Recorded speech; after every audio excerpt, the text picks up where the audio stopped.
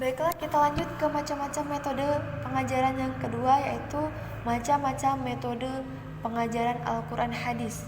Nah, langsung saja yang pertama metode yang dapat kita gunakan yaitu metode Baghdadi. Metode Baghdadi ini adalah suatu metode yang mengarahkan kepada sistem hafalan. Sebab si anak didik di sini dituntut untuk mengenal sepenuhnya dari dasar sampai dengan seterusnya. Teman-teman sekalian, penggunaan metode ini banyak diterapkan di pondok pesantren tradisional. Nah, mereka para siswa belajar dan mengajar secara rutin, walaupun metode tersebut kurang efektif untuk zaman sekarang. Namun, pada zaman dahulu, metode inilah satu-satunya metode yang digunakan masyarakat Indonesia pada umumnya.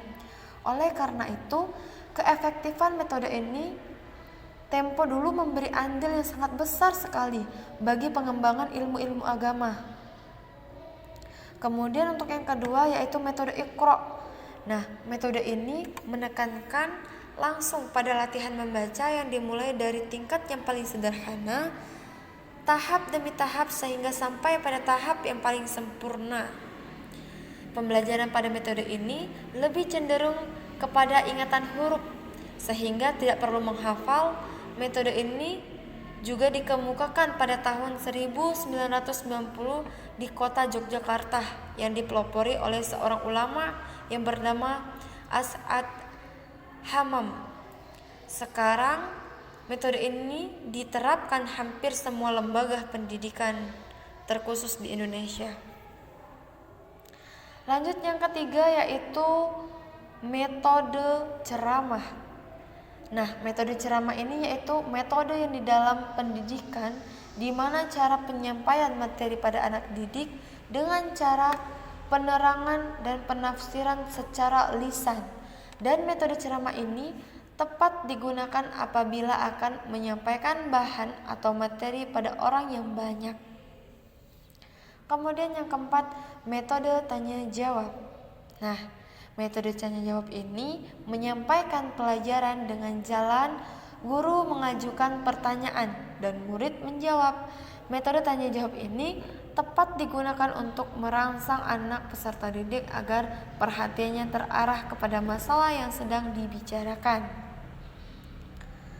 Untuk yang kelima, metode yang dapat digunakan yaitu metode diskusi. Dalam kehidupan sehari-hari, manusia kan menghadapi masalah-masalah yang tidak dapat dipecahkan hanya dengan satu jawaban saja atau satu cara saja, yaitu dengan cara diskusi. Diskusi ini merupakan tolak ukur di mana kita dapat menyelesaikan masalah secara bersama-sama. Dalam pemecahan masalah tersebut perlu menggunakan banyak pengetahuan. Lebih dari itu, banyak masalah dewasa ini memerlukan pemikiran bersama dan musyawarah. Metode ini dimaksud dalam proses belajar mengajar, berarti sikap atau cara mengemukakan pendapat dalam musyawarah yang bertujuan untuk mendapatkan kepuasan bersama atau mufakat. Lanjut yang terakhir yaitu metode pemberian tugas belajar. Metode ini merupakan metode di mana murid diberikan tugas khusus di luar jam pembelajaran.